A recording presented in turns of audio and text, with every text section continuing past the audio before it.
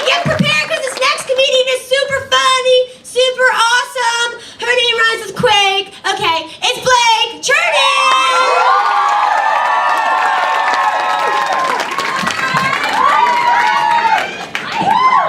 Hello, everybody.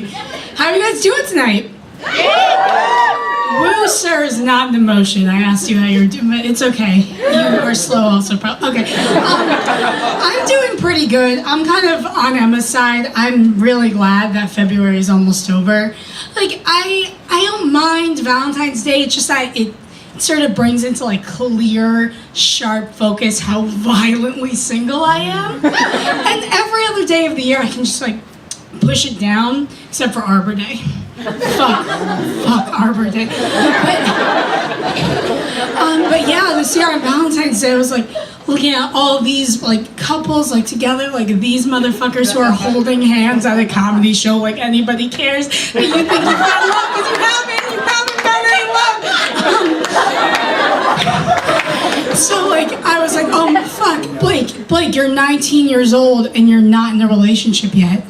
You're fucked, it's over, like it's over. You better give up now. So I was like, okay, so I need to find a boyfriend right away. What do I do? Because I could feel the individual eggs like drying up and dying inside me. So I turned to that like always like perfect, smart, like well of romantic advice, Google. So I go to Google, I type in the search bar, how not to die alone. And the first result that came up was a WikiHow article called How to Get a Boyfriend. So I was like, all right, WikiHow, get me pregnant. And I clicked on the article, it had good advice. Like, I think it was good. Like, let me ask you guys. So, like, the first piece of advice seemed like it was just make eye contact with your crush. That, to me, makes sense. Like, that's good advice, right? I feel like good advice. But the problem, like the catch, was the way they said to go about like establishing eye contact was to stare at that person. Just stare at them. Keep staring.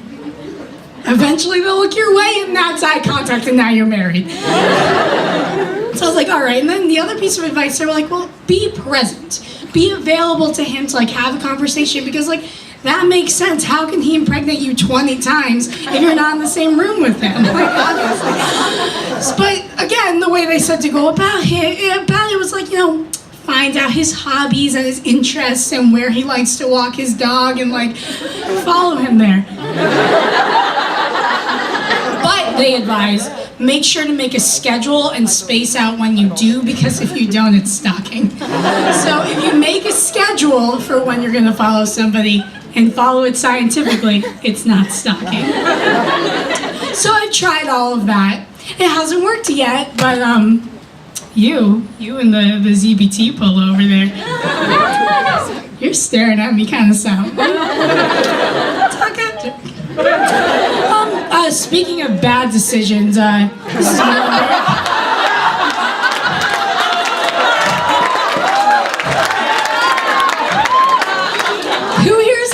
major. I'm just kidding. I'm an English major, which is like all of the broken dreams of a theater major and none of the charisma. So, my sister was also a theater major. She graduated last year. She didn't go to Muhlenberg though. She went to Skidmore. If you guys aren't familiar with Skidmore, it's exactly like Muhlenberg, except for instead of like sports and Greek life, they all have the same pretentious gray cardigan and eating disorders. So. Alex, is it true? Yes, it's very true. Okay. So yeah, she graduated. She's a theater major from Skidmore. And so because she just graduated, she's like, I have to audition places and get my resume out there and like start making theater with other theater makers because like, that's what it's about, right? Making theater. So she, over Christmas break, she had an audition and she was like, Blake, this is really hard for me to say because I know I'm like emotionally naked on that stage. But it's like hard for me to open, like, will you please come to my audition with me? Like, I need your energy to flow for my energy to flow. I was like, all right. So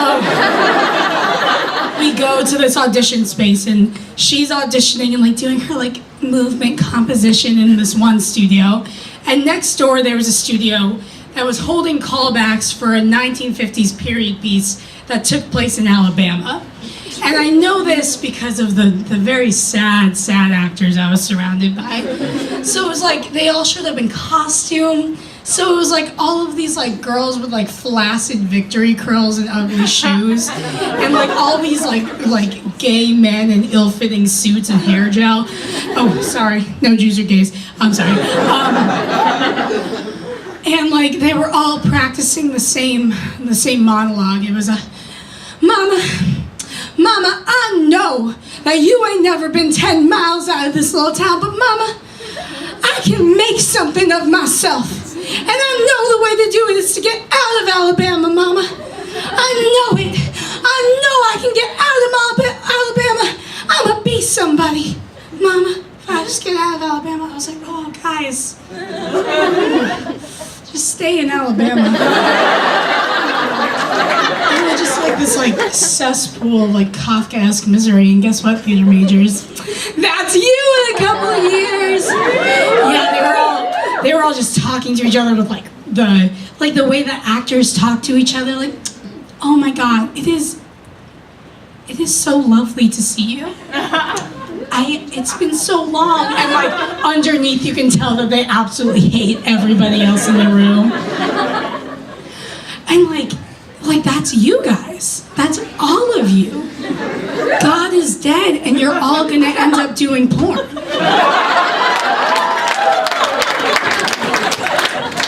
You know what else requires some acting? Do you guys know what catfishing is? Like, you look like you've been catfished 1 or 2 times. Like, yeah, it's okay. One of them will be real eventually again.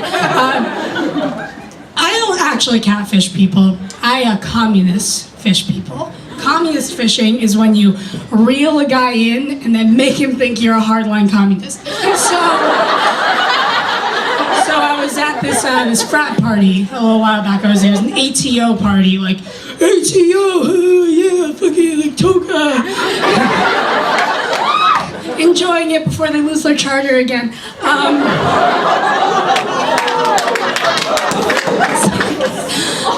This guy comes up to me. I was like, "Hey, sexy." I was like, "Hi." He was like, "Hey, I'm not from around here. I don't go to I go to Albright. I'm visiting a friend. I go to Albright College." I was like, "Oh, Albright, you go to? Do you know this guy, Karl Marx?" And he was like, "What? No, I go to Albright. I don't go here. I'm not from around." I was like, "No, like Karl Marx, like big beard, like really. Karl Marx. Do you know him?" He's like, "No, I go to Albright. I don't go to Albright. I don't go here." I was like, "He wrote this manifesto, Albright." And then finally he walked away, and like I was like, "Thank God." But then a little while later, I noticed that he was staring at me, so we had sex anyway. Thanks, guys. That's my time tonight. See you later.